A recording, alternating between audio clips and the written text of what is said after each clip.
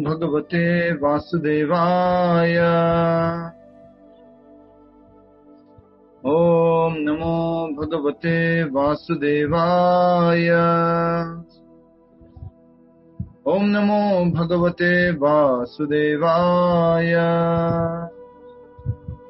मुखं करोति वाचालं पंगुं लंघयते गिरिं यत्कृपातमहं वन्दे श्रीगुरो दीनतारिणं परमानंद माधवं श्रीचैतन्यमीश्वरम्। हरे कृष्णा। श्रीमद् भगवद गीता के अध्याय 9 को समझ रहे हैं और आज हमारा श्लोक संख्या है 14, जैसा कि आप सभी लोग जानते हैं। और इस 14वें श्लोक में भगवान श्री कृष्ण बता रहे हैं महात्मा के लक्षण।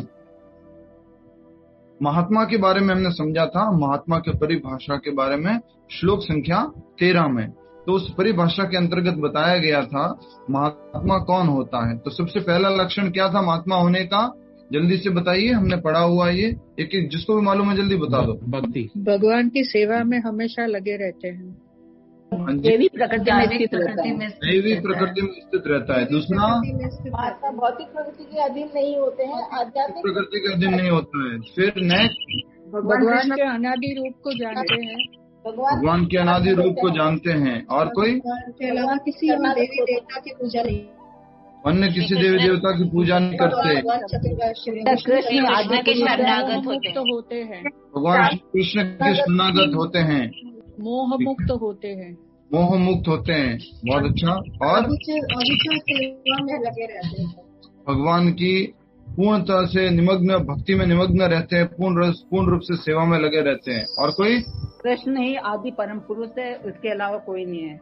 कृष्ण ही परम पुरुष, इस बात को जानते हैं और वो उनकी सेवा में लगे रहते हैं। बहुत अच्छा। और कोई, भगवान के शरणागत में हमेशा रहते हैं। बता दिया भगवान के शरणागत हो गए। और राधा रानी की शक्तियों में साथ रहते हैं, शक्ति के समीप होते हैं। बता दिया आध्यात्मिक शक्ति का बता दिया। प्रकृति के जानते हैं भगवान अविनाशी है। जी माता जी बता दिया सब ने। आप लोग सुने होंगे तो ये पॉइंट रिपीट हो रहे हैं, रिपीट होने वाले पॉइंट नहीं। ठीक है, बहुत अच्छा, सभी ने अच्छा बताया। तो पिछले श्लोक में साफ साफ लिखा है महात्मा मोह से मुक्त होते हैं, दैवी प्रकृति की शरण में होते हैं और हमेशा भगवान श्री कृष्ण की भक्ति में निमग्न रहते हैं और भगवान के अविनाशी रूप के बारे में जानते हैं। जो मूर्ख लोग होते हैं, जो कौन सा आश्रिता, मोहिनी आश्रिता, जो मोहिनी भगवान की माया शक्ति है उनकी शरण ले रखे हैं, वो लोग क्या बोलते हैं, भगवान के रूप के बारे में क्या बोलते हैं? भगवान एक साधारण पुरुष है। हाँ, भगवान एक साधारण पुरुष हैं और उनके मजाक उड़ाते हैं। ये कौन है? मोहिनी आश्रिता, मोहिनी आश्रिता। और दैवी आश्रिता क्या बोलते हैं? भगवान परम पुरुष है, आध्यात्मिक है, सच्चिदानंद है, भौतिक रूप धारण नहीं करते हैं, वो मनुष्य दिखने वाला जैसा रूप धारण करते हैं भगवान। ये सब बातें महात्मा लोग जानते हैं। ये महात्मा की परिभाषा है और हमेशा भगवान की भक्ति में निमग्न रहते हैं। अब महात्मा कहते किसको हैं, लक्षण क्या है, महात्मा करता क्या है?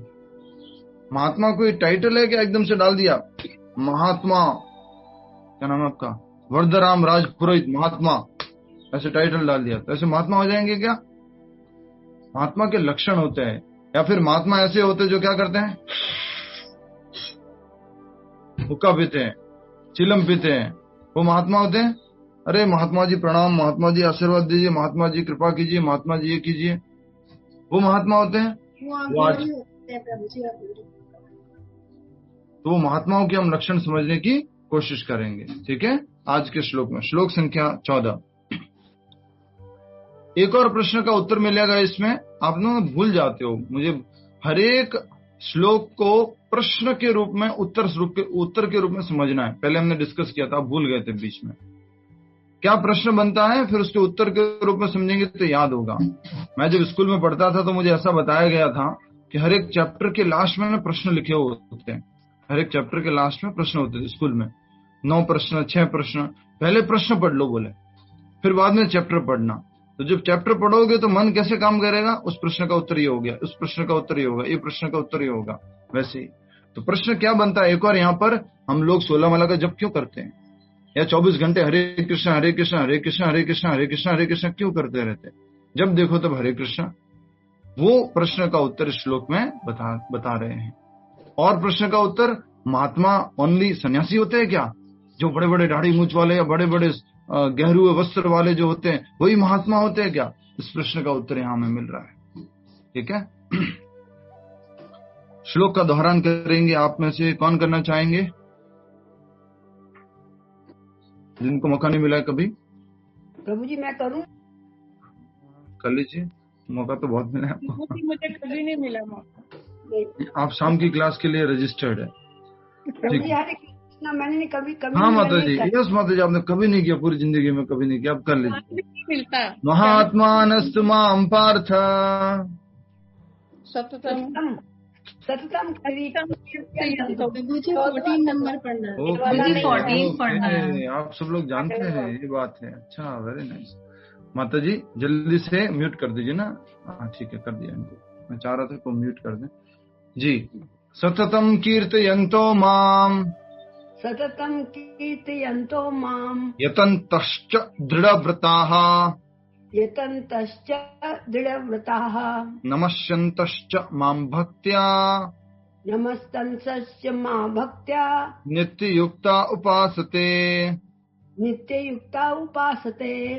एक बार शब्दार्थ पढ़ेंगे, फिर अनुवाद की तरफ जाएंगे। ठीक है, सॉरी, श्लोक की तरफ जाएंगे। फिर से शब्दार्थ, सततम निरंतर, सततम निरंतर, कीर्तयन्तः कीर्तन करते हुए, कीर्तयन्तः कीर्तन करते हुए, माम मेरे विषय में, माम मेरे विषय में, यतन्तः प्रयास करते हुए, यतन्तः प्रयास करते हुए, च भी दृढ़व्रताः संकल्प पूर्वक, दृढ़व्रताः संकल्प पूर्वक, नमस्यन्तः नमस्कार करते हुए, नमस्तन्तः नमस्कार करते हुए, च तथा माम मुझको, माम मुझको, भक्त्या भक्ति में, भक्त्या भक्ति में, नित्य युक्ता सदैव रत रहकर, नित्य युक्ता सदैव रत रहकर, उपासते पूजा करते हैं, उपासते पूजा करते हैं। यस, तो भगवान श्री कृष्ण जो बताने जा रहे हैं उसको पहले फिर एक बार फिर से हम जो है इसको श्लोक के अंतर्गत पढ़ेंगे। और आप सभी से रिक्वेस्ट करता हूँ कि श्लोक पढ़िए मेरे साथ। एक बार श्लोक का उच्चारण करेंगे। सततम कीर्तयन्तो माम, सततम कीर्तयन्तो माम, यतन्तश्च दृढव्रताः, यतन्तश्च दृढव्रता, नमस्यन्तश्च मां भक्त्या, नमस्तंस्य मां भक्त्या, नित्ययुक्ता उपासते। नित्ययुक्ता उपासते। Yes, very nice. अब हमें समझ में आ गया। नमस्यन्त्य नमस्कार करते हुए, भक्त्या मतलब भक्ति करते हुए, उपासना उपासना करते हुए, और कीर्तन करते हुए, दृढ़व्रत होकर के। राइट, अब हम इसका अनुवाद पढ़ेंगे, अनुवाद दोहराएंगे आप सभी लोग। मेरा रिक्वेस्ट है माता जी, आप पहले अनुवाद दोहराएंगे, फिर आप जो है क्या नाम है, सभी लोग मेरे साथ में आप इस अनुवाद को दोहराएंगे।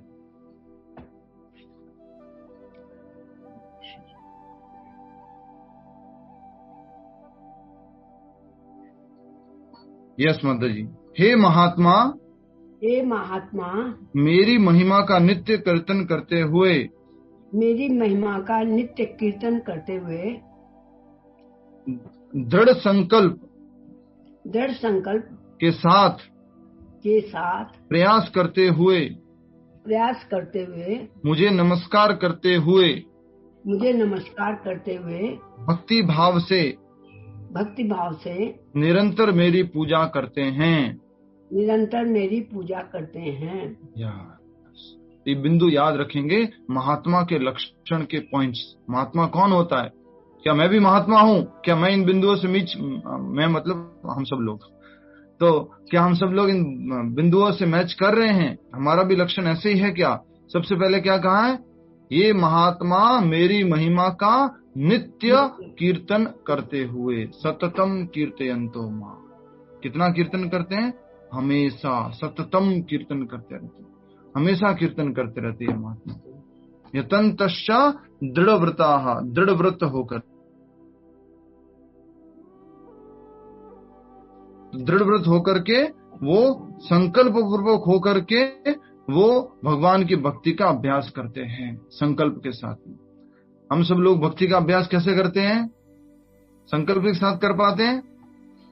संकल्प के साथ करने के लिए ही दीक्षा होती है। संकल्प के साथ करने के लिए क्या होती है? दीक्षा, जिसमें व्यक्ति कहता है कि यस, आज से मैं 16 माला का जप करूंगा और आपने जो गुरुजी कहा है उनका पालन करूंगा, और मैं मेरे सारे गुरुजी क्या बोलते हैं, मैं तुम्हारे सारे कर्मों की जिम्मेदारी लेता हूं और तुम जो है मेरे आदेशों का पालन करने का संकल्प लो। इसको बोलते हैं दीक्षा। ठीक है, तो यहां पर कहा जा रहा है दृढ़ संकल्प के साथ प्रयास करते हुए, मुझे नमस्कार करते हुए, भगवान को क्या करना है, प्रणाम करना है, नमस्कार करना है, और भक्ति भाव से निरंतर मेरी पूजा करते हैं। तो पूजा करने का अर्थ क्या क्या हो सकता है, ये भगवत गीता पढ़ना भी क्या है, पूजा करना। इसको क्या बोलते हैं, ज्ञान यज्ञ। यज्ञ क्या है, पूजा करना। और आगे आने वाला है 18वें अध्याय में भगवान बोलेंगे जो लोग भगवत गीता को पढ़ते हैं वो उनके ब्रेन से, उनके इंटेलिजेंस से मेरी पूजा करते हैं। 18वें अध्याय में आता है। तो क्लियर है, सभी लोग एक साथ माइक अनम्यूट करेंगे। पहले माइक अनम्यूट कीजिए, फिर आप डिले मत कीजिएगा। माइक अनम्यूट करके रखिए, बोलना मत कुछ, बोलना नहीं बिल्कुल। राकेश जी माइक, आपका माइक गड़बड़। यस, महात्मा लोग क्या करते हैं, पहला नंबर भगवान के नाम का कीर्तन करते हैं, हमेशा भक्ति करते हैं। बस माता जी, थोड़ा तो समझ जाओ ना, थोड़ा तो समझ जाओ। इतने टाइम से क्लास अटेंड कर रहे हो, एक बात पूछिए तो एक ही बात बोलिए ना। तततम कीर्तयन्तो माम, तो पहला बोलना है कि हमेशा भगवान का नित्य जो है कीर्तन करते रहते। दूसरा क्यों बोल रहे दृढ़ संकल्प, अभी तो पहला पूछा है हमने। पहला वापस बताइए क्या करते हैं महात्मा, भगवान का कीर्तन करते हैं। दूसरा बताइए, संकल्प के साथ प्रयास करते हैं। संकल्प के साथ ठीक है। तीसरा, नमस्कार करते हैं, नमस्कार करते हैं, प्रणाम करते हैं। और चौथा, भक्ति भाव से भगवान की पूजा करते हैं।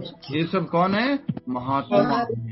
तो हम सब लोग भी अगर ये लक्षण रखते हैं कि नित्य भगवान का कीर्तन करते हैं, दृढ़ संकल्प के साथ भक्ति के लिए बहुत सारे प्रयास करते हैं। संकल्प होना बहुत जरूरी है ना, दृढ़ संकल्प। अगर दृढ़ संकल्प के साथ अगर हम प्रयास करते हैं और भगवान को नमस्कार करते हैं, ये नमस्कार करना, पूजा करना, ये शब्द बार बार आएंगे। तो आप सभी को कोशिश करनी है अच्छे से समझना है। 90वें अध्याय के अंतिम श्लोक में भी ये बात वापस आएगी। 90वें अध्याय के अंतिम श्लोक में भी ये बात वापस आएगी, तो आपको पूरा अच्छे से समझना है इस बात को। ठीक है, कृपया करके एक बार फिर से अनुवाद दोहराइए। ये महात्मा मेरी महिमा का नित्य करते हुए, कीर्तन किसका करते हैं, भगवान की महिमा का कीर्तन करते हैं। हमारे भगवान जी ऐसे हैं, हमारे ठाकुर जी ऐसे हैं, हमारे भगवान जी की ये लीला है, भगवान अब ये लीला की थी, भगवान की जन्माष्टमी आने वाली, रामनवमी आने वाली, ये सब लीला करते हैं। नित्य कीर्तन करते हुए, दृढ़ संकल्प के साथ प्रयास करते हुए, मुझे नमस्कार करते हुए, भक्ति भाव से निरंतर मेरी पूजा करते हैं। भक्ति भाव से निरंतर भगवान की पूजा करते हैं। ठीक है, अब हम आगे बढ़ते तात्पर्य की तरफ।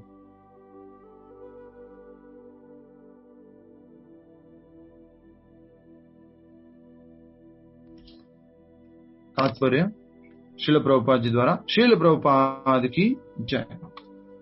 सामान्य पुरुष को रबर की मोहर लगाकर महात्मा नहीं बनाया जाता।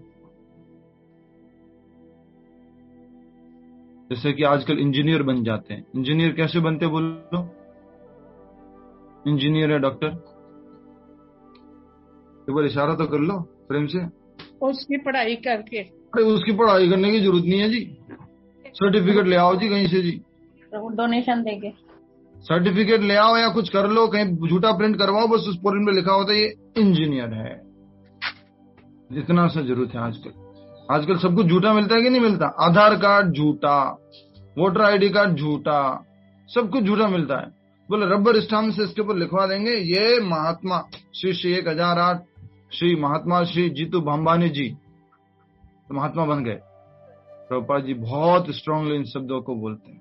क्या कह रहे हैं कि सामान्य पुरुष को रबर की मोहर लगाकर महात्मा नहीं बनाया जा सकता। खाली उपाधि दे दी, कहीं से कुछ उनको बोल दिया तो ऐसे महात्मा नहीं होते। महात्मा होने के लिए क्या होना जरूरी है? ये लक्षण होने चाहिए। सततम कीर्तयन्तो माम यतन्तश्च दृढ़व्रतः। आगे यहां पर उसके लक्षणों का वर्णन किया गया है। कहां पर लक्षणों का वर्णन किया गया है? प्रमिला खेमानी माता जी, महात्मा के लक्षणों का वर्णन कहाँ किया गया? 14 नंबर श्लोक।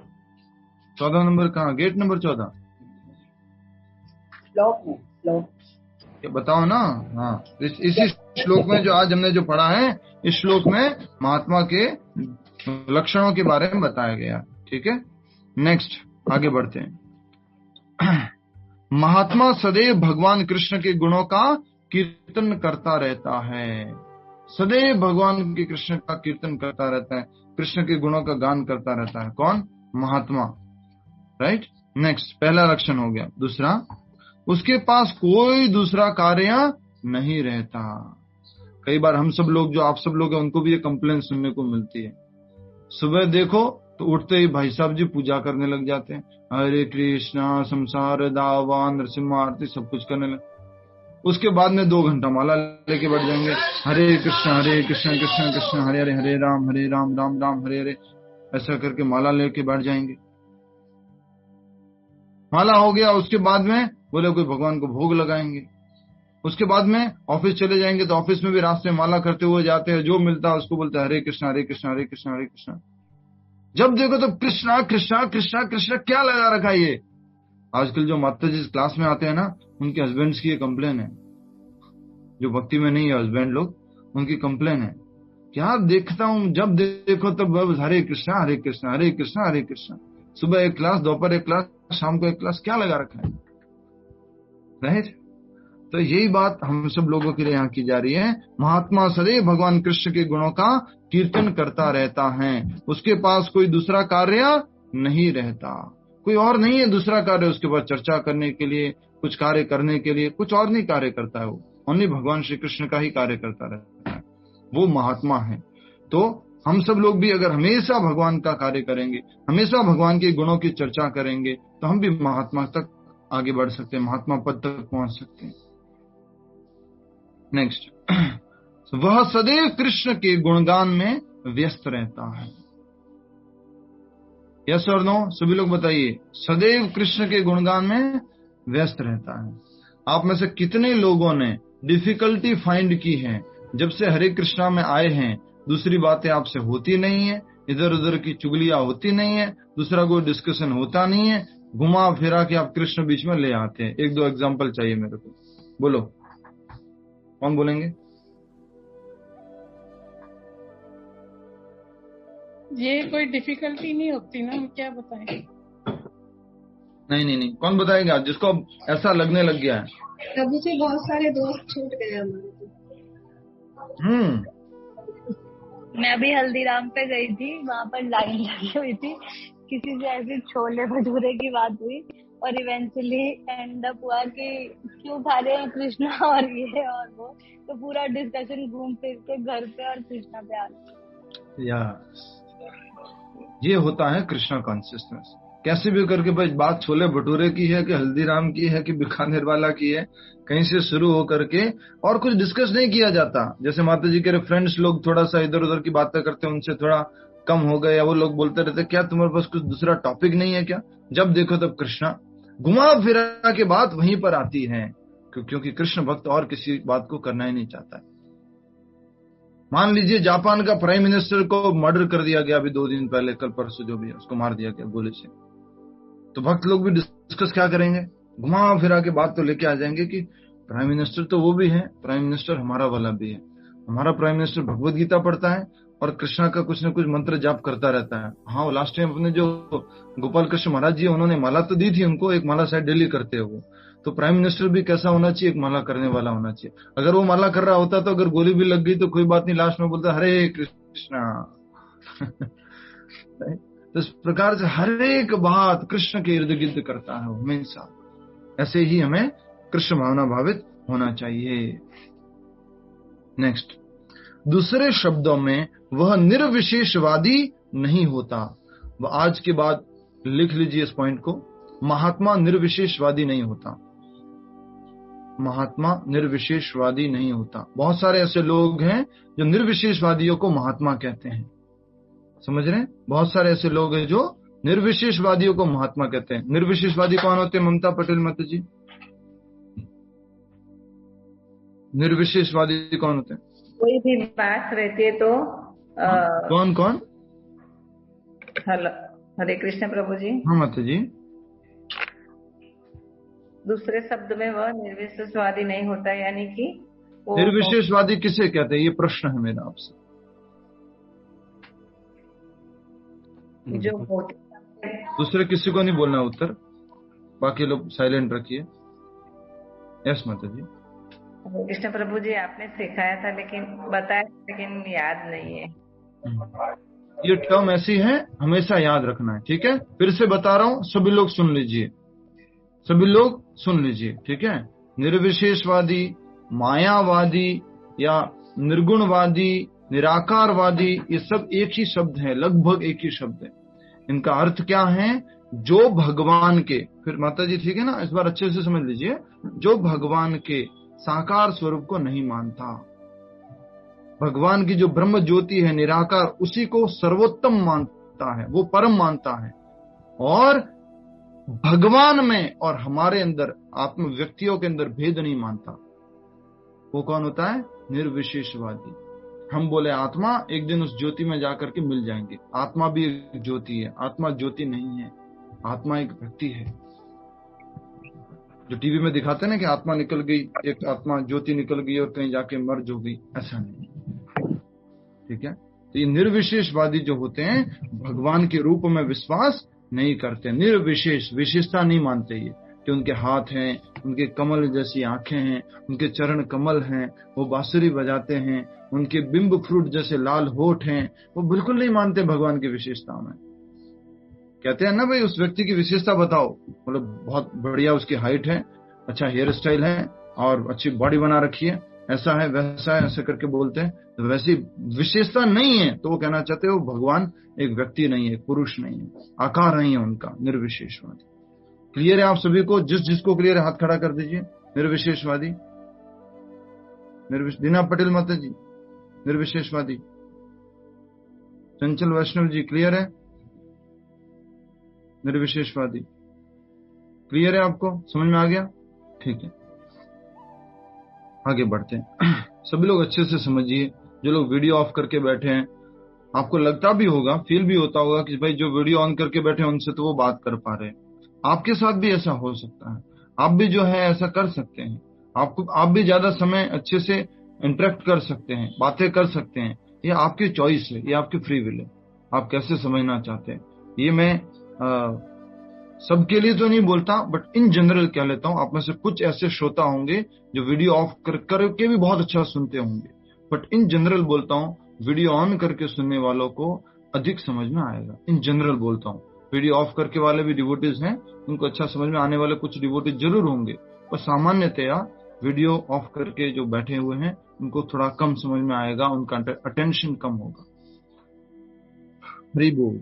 आगे महात्मा के लक्षण पढ़ रहे हैं, प्रभुपाद जी तात्पर्य बता रहे हैं। जब गुणगान का प्रश्न उठे तो मनुष्य को चाहिए कि वह भगवान के पवित्र नाम, उनके नित्य रूप, उनके दिव्य गुणों तथा उनकी असामान्य लीलाओं की प्रशंसा करते हुए परमेश्वर को महिमान्वित करे, गुणगान करे। गुणगान करने का समझ गए आप? समझ रहे हो नहीं समझ रहे हो? गुणगान करना। जीतू भंबानी जी, किसी भी एक व्यक्ति का गुणगान करो। मतलब भगवान के काफी गुण हैं, उनके बारे में बताने के लिए किसी भी एक व्यक्ति का गुणगान करो जल्दी से, टाइम कम है आपके पास। अच्छा ठीक है। आप शीला प्रभुपाद जी ने अच्छे से गीता लिखी है, मतलब अच्छे से समझाने के तरीके से एज इट इज करके बनाई है। नहीं बता पाओगे प्रभुपाद जी के बारे में? हाँ नहीं बता, इतना नहीं। आप सभी को पत्र लिखना है प्रभुपाद जी का अप्रिसिएशन में। लास्ट 2 दिन बचे हुए, आप सभी लोग, लास्ट टाइम आपने बहुत सारों में लिखा था, आप सब लोग लिखेंगे प्रभुपाद जी का गुणगान। और साथ में अपनी लास्ट में प्रार्थना लिखेंगे कि प्रभुपाद जी आपसे हमारी ये प्रार्थना है। ठीक है, मैं ग्रुप में डाल चुका हूं कि कैसे लिखना होता है, उसका वीडियो भी डाल चुका हूं। आप में से 15 लोगों की लगभग 15 लोगों की ऑफरिंग आ चुकी है। प्रभुपाद जी के नाम का पत्र, आपके पास 2 दिन का समय और है। आपको ईमेल आईडी भी भेज दिया, उस ईमेल आईडी पर शेयर करना है। आपको नहीं हो पाता, कहीं ईमेल वगैरह नहीं करना आ रहा है, बढ़िया से व्हाट्सएप में लिख के भेजिए, फोटो खींच के मत भेजना, लिख करके भेजना। ठीक है, आगे बढ़ते हैं। म्यूट कर दीजिए। धन्यवाद। ईमेल आईडी हमने भेज दी थी ग्रुप में, प्लीज ग्रुप चेक कर लीजिएगा। hrnd@vcm.org.in HRND Hari Namdas HRND@vcm.org.in। प्रभु जी कौन सी तारीख को भेजी थी? 3 दिन पहले, 2 दिन पहले भेजी है। हाँ जी, HRND। अभी बोल रहा हूँ ना, अब तो लिख लीजिए। अब ये क्यों बोल रहा, कब भेजी थी? अब तो बोल रहा हूँ, 3 बार बोल दी। HRND@vcm.org.in vcm.org.in ईमेल पे भेजना है। नहीं कर पाते, अगर आप ईमेल नहीं हो पाता है तो व्हाट्सएप में टाइप करके भेजिएगा। ठीक है। यस, विभा जैन माता जी, किसी भी एक व्यक्ति का गुणगान कीजिए जल्दी से। हरे कृष्णा प्रभु। हरे कृष्णा। हमारे एक प्रभु हैं जो वीसीएम से जुड़े हुए हैं, उनका नाम हरिदाम दास जी है, जो रोज डेली जूम पे गीता की क्लास लेते हैं, जिसमें वो श्रील प्रभुपाद द्वारा जो गीता का तात्पर्य दिया है उसको बहुत ही इंटरेक्टिव वे में सबको समझाते हैं। उनका जो तरीका है वो बहुत अच्छा है। वो पर्सन टू पर्सन इंटरेक्ट करते हैं, बाद में क्वेश्चन आंसर सेशन भी लेते हैं। वो ट्रैक करते हैं कि हमें कितना अच्छे से समझ में आया, नहीं आया।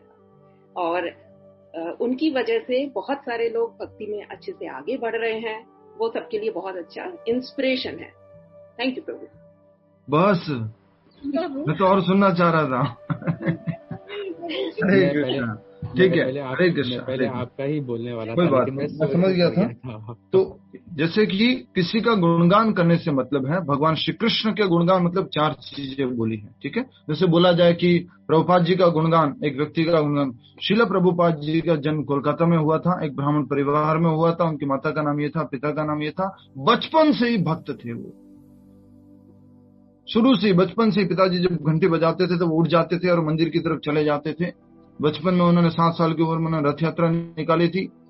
अपने परिवार में राधा कृष्ण जी की विग्रह अपने लिए अलग से चाहते थे, तो उनको अलग से राधा कृष्ण जी की, राधा गोविंद देव जी की विग्रह वो मंगवाए थे। और बाद में वो देश के प्रति आकर्षित हो गए थे, तो उन्होंने महात्मा गांधी के आंदोलन में भाग लिया था। सुभाष चंद्र बोस उनके सीनियर थे। इस प्रकार प्रभुपाद जी एक किसी स्कॉटिश सर्च कॉलेज में वो पढ़ते थे। और उस समय जो उनके दोस्त थे उन्होंने उनको फोर्स करके लेके गए कि यहाँ पर एक महाराज जी आए, वो महात्मा जी आए, उनसे मिलिए। प्रभुपाद जी ने बोला मैं बहुत सारे महात्माओं को देखा हुआ हूँ, मुझे बहुत से नहीं मिलना है।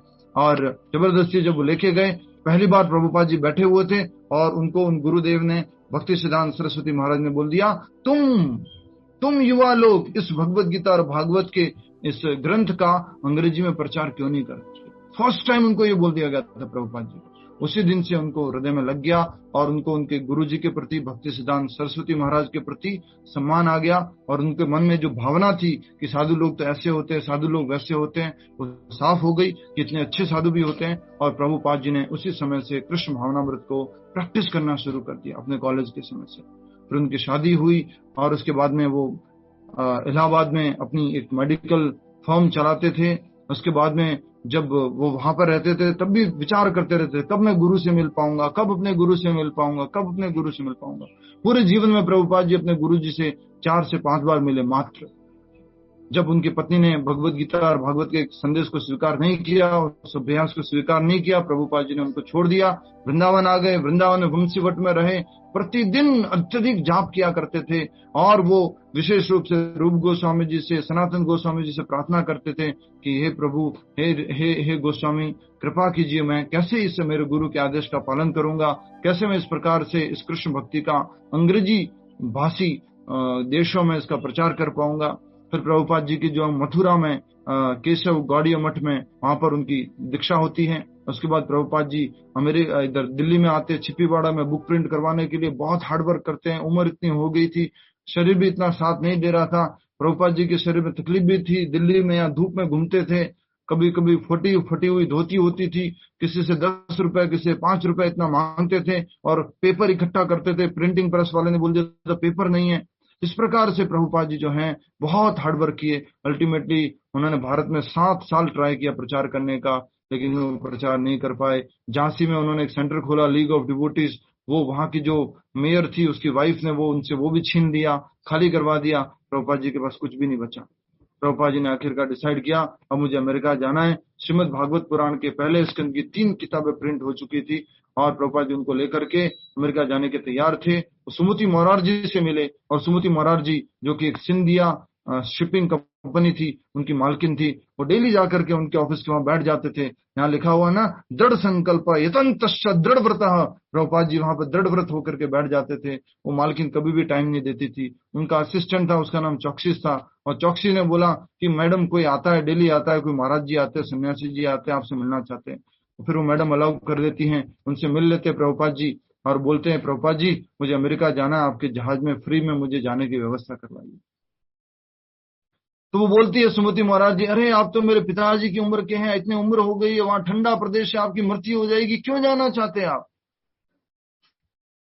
मेरे गुरु का आदेश है, मुझे पालन करना। इतना ज्यादा डिटरमाइंड थे प्रभुपाद जी। ये उनकी क्वालिटी है, उनका गुण है कि वो इतना ज्यादा दृढ़ संकल्प थे गुरु के आदेश को पालन करने के लिए। फिर प्रभुपाद जी के लिए उस मालवाहक जहाज में, पैसेंजर वाहन नहीं था, वो मालवाहक जहाज था, उसके अंदर एक रूम अरेंज किया गया। उसके अंदर प्रभुपाद जी के जाने की व्यवस्था, प्रसाद की व्यवस्था वगैरह की गई। प्रभुपाद जी उसमें गए, रास्ते में उनको 2 बार हार्ट अटैक आया, सी सिकनेस हुआ। प्रभुपाद जी ने बोला, कृष्णा के नाम पर पत्र लिखा प्रभुपाद ने, कृष्णा मैं तो आपके हाथ में कठपुतली के बराबर हूं, आप चाहो तो मैं रह सकता हूं, आप चाहो तो मैं जा सकता हूं, आप चाहो तो मेरी वाणी को ताकत दे सकते हो कि पाश्चात्य देश के लोग मेरी वाणी को सुने और कृष्ण भावनामृत में जुड़ जाए, मेरे गुरु के आदेश को संपन्न हो जाए। तो प्रभुपाद जी को रात में सपना आता है, उस मालवाहक जहाज को भगवान श्री कृष्ण और उनके सारे अवतार मिलकर के उसको प्रोटेक्ट कर रहे हैं और प्रभुपाद जी को अमेरिका की तरफ लेके जा रहे हैं। प्रभुपाद जी बॉस्टन हार्बर में उतरते हैं। उसके बाद में प्रभुपाद जी जो यहाँ के जो आगरा के जो व्यक्ति थे, उनके द्वारा वहां पर उनको व्यवस्था की गई थी, वहां पर रुके वो। और रुकने के बाद वहां पर देखा कि जो उनकी वाइफ थी मिस सली अग्रवाल, वो फ्रिज के अंदर मीट रखती थी, स्मोकिंग करती थी। प्रभुपाद जी वहां पर भी नहीं रह पाए, प्रभुपाद जी ने वो छोड़ दिया, न्यूयॉर्क गए, वहां पे बावरी में गए, बावरी, जहां पे बावरी में वो लोग हिप्पीज लोग रहते थे। प्रभुपाद जी का फर्स्ट फ्लोर पे जाना होता था तो वहां पर वो लोग रास्ते में पड़े रहते थे। उस जगह प्रभुपाद जी गए, फिर भी उनका डिटर्मिनेशन कम नहीं हुआ। बहुत सारे सन्यासियों ने बोल दिया उनको, भारत के सन्यासियों ने, अरे तुम इसी वेशभूषा में तुम प्रचार करोगे, ऐसे ही तुम नॉनवेज नहीं खाओगे और तुम अमेरिका में रहोगे, पॉसिबल ही नहीं है। प्रभुपाद जी ने दृढ़ संकल्प कभी नहीं छोड़ा और प्रभुपाद जी अपना प्रचार करते गए। वहां पर टॉमस्किंस पार्क के अंदर बैठ करके कीर्तन करने लगे, हरे कृष्ण कृष्ण कृष्ण हरे हरे, हरे राम राम राम हरे हरे। कीर्तन किया, हिप्पीज लोग आए, हिप्पीज लोग जो है आपस में ताली बजा रहे, चप्पल बजा रहे, कुछ ऐसे नाच रहे, ऐसे करते हुए चालू हुआ। 2 लोग वहां से जुड़े और इस प्रकार से प्रभुपाद जी ने बोला, तुम्हें कुछ खाना भी है, भूख भी लगी है। प्रभुपाद जी ने उनको अपने सेंटर पे बुलाया, सेंटर पे बुलाकर खुद के हाथों से बनाकर प्रभुपाद जी ने उनको खाना खिलाया। उनको और चाहिए होता था, नशा किए होते थे और बना के खिलाते थे। खुद जो है तरबूज होता था, उसके अंदर का फल जो है उनके हिप्पीज को खिला देते थे, तरबूज का छिलका के सब्जी बना के खाते थे। किसी को ज्यादा तीखा लग जाता था, उसके प्लेट में जो है वो बनाना चूर करके थोड़ी शक्कर डाल करके फिर उसको खिलाते थे।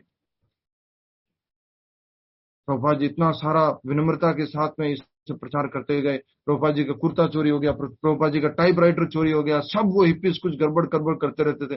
प्रभुपाद जी प्रवचन ले रहे थे, चादर पहन के देखते कि सामने हिप्पी जो है उनका कुर्ता चोरी करके वो खुद पहन करके बैठा हुआ है। तो बहुत सारे इस प्रकार प्रभुपाद जी ने स्ट्रगल किया, और प्रभुपाद जी ने कभी भगवान के प्रति श्रद्धा नहीं छोड़ी, और उन्होंने इस प्रकार से न्यूयॉर्क में 1966 में इस्कॉन के पहले सेंटर की स्थापना की, और इस प्रकार पूरे भारत में पूरे विश्व में 10 साल में 108 कृष्ण मंदिरों की स्थापना की। 10,000 से अधिक समर्पित कृष्ण भक्त हो गए उस समय में। हर जगह हरिनाम संकीर्तन होने लग गया, हरे कृष्ण एक्सप्लोजन होने लग गया। ये श्रील प्रभुपाद जी। तो ये जैसे प्रभुपाद जी इतना सारा गुणगान कब कर सकते हैं? जब सुना हुआ होगा।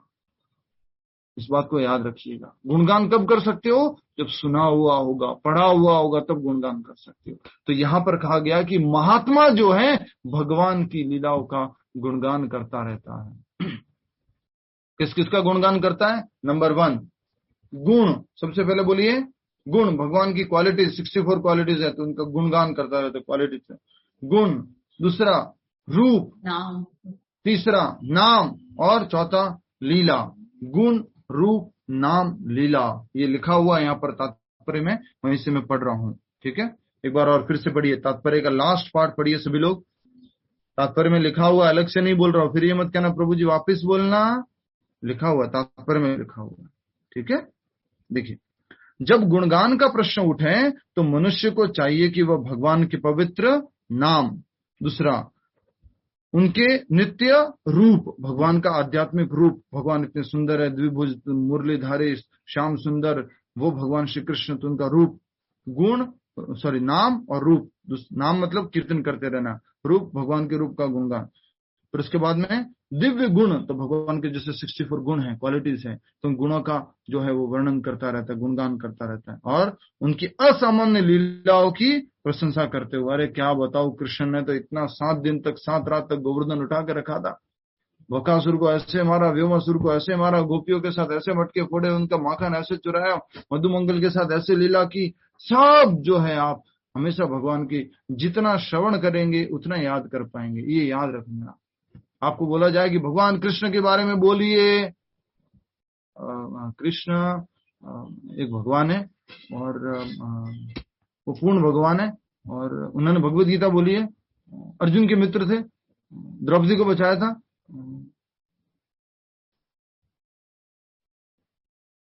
पूतना को मारा था, कंस को मारा था। कुछ 5-6 चीजें 10 चीजें हम बता पाएंगे। बिल्कुल सही बात है, क्योंकि हमें सुना हुआ है बचपन से, हमारा परम सौभाग्य है। अगर किसी ने पढ़ा भी नहीं है तो भी वो इतना तो बता देगा, पर हमें अधिक से अधिक श्रवण करना है, तो अब बता पाओ कृष्ण के बारे में और से अधिक।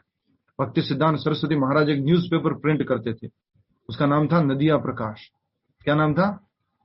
हर 7 दिन में प्रिंट होता था, नदिया प्रकाश। भक्ति सिद्धांत सरस्वती महाराज प्रिंट करते थे।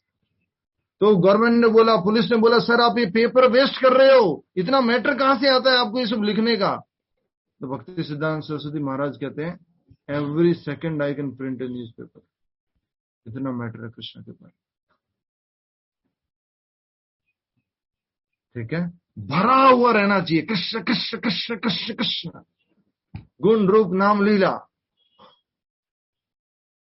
पढ़े लिखे नहीं है, अनपढ़ है, कुछ जानते नहीं है, तो एटलीस्ट हरे कृष्ण कृष्ण कृष्ण हरे हरे, हरे राम राम राम हरे, हर समय ये गुणगान चलना चाहिए। बाहर के लोग हर समय क्या गुणगान करते? बॉलीवुड, टॉलीवुड, हॉलीवुड गुणगान करते रहते हैं। आप हरे कृष्ण वैसे गुणगान चलना चाहिए। आगे बढ़िए तात्पर्य में। जो व्यक्ति असामान्य लीलाओं की प्रशंसा करते हुए परमेश्वर को महिमान्वित करे, उनका गुणगान करे महिमाओं का, उसे इन सारी वस्तुओं को महिमान्वित करना होता है। अतः महात्मा भगवान के प्रति आसक्त रहता है, हमेशा वो इन गुणों का, लीलाओं का, नाम का, सबका उच्चारण गुणगान करता रहता है। इस कारण से वो भगवान के प्रति क्या रहता है? आसक्त रहता है। आपका प्रश्न आएगा क्विज में, महात्मा क्यों भगवान से आसक्त रहता है? महात्मा भगवान से आसक्त क्यों रहता है? महात्मा भगवान से आसक्त क्यों रहता है?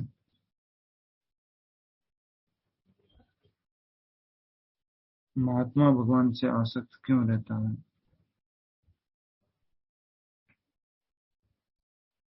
ठीक है, आगे बढ़िए जल्दी से, मेरे पास 6 मिनट्स हैं।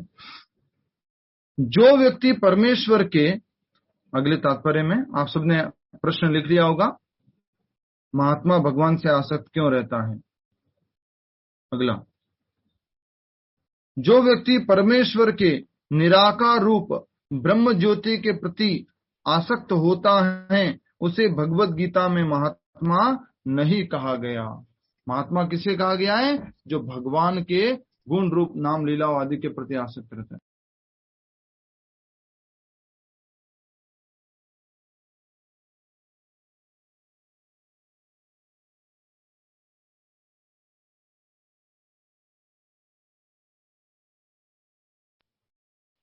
तो पहले ही हम समझ चुके हैं, निर्विशेषवादी महात्मा नहीं होते। लिखा था ना आपने लाइन, महात्मा कौन होते हैं? जो भगवान के साकार रूप को मानते हैं और उनके गुण रूप नाम लीला आदि का वर्णन करते हैं, वो महात्मा होते हैं। ठीक है, नेक्स्ट,